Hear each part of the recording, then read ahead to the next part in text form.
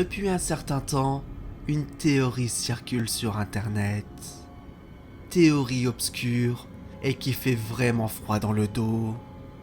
Celle de la vie et de la mort. Enfin, le sens et la vraie nature de ces derniers. D'ailleurs, je suis sûr que ces concepts ne vous sont pas inconnus. Surtout celle du trépas. Cette phase que nous connaîtrons tous, tôt ou tard, quand nous rendrons notre dernier souffle. Et ce, de la manière la plus douce à la plus désagréable, de la plus paisible à la plus violente. Comme par exemple, la vieillesse, la maladie, les accidents, et j'en passe.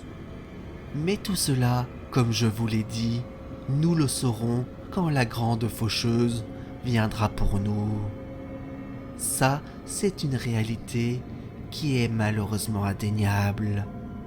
Maintenant, si je vous disais que tout ceci n'est qu'un immense écran de fumée, une vaste supercherie, que notre vie et notre monde ne sont pas réels, que tout n'est que création de l'imagination de nos esprits. C'est du moins ce que cette théorie nous apporte. Je m'explique.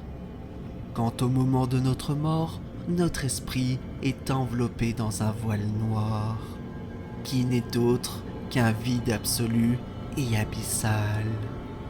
À cet instant, les souvenirs emmagasinés par l'esprit s'effacent progressivement, jusqu'à ne plus ressembler qu'à une coquille vide, déchue de toute information de sa vie passée. Mais néanmoins, ce dernier conserve une chose primordiale que tout être vivant possède. Je veux bien entendu parler des sentiments. C'est alors que l'esprit les ressent de plus en plus, notamment celui de l'ennui profond et persistant. Mais en parallèle, une chose inattendue se produit.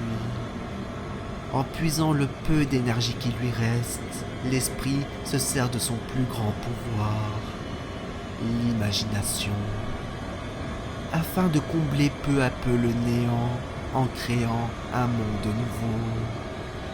Un monde qui est de plus en plus réaliste et concret.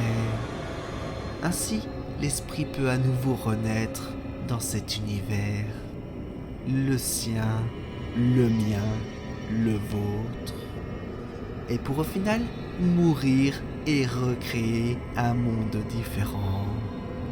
Ce processus est infini.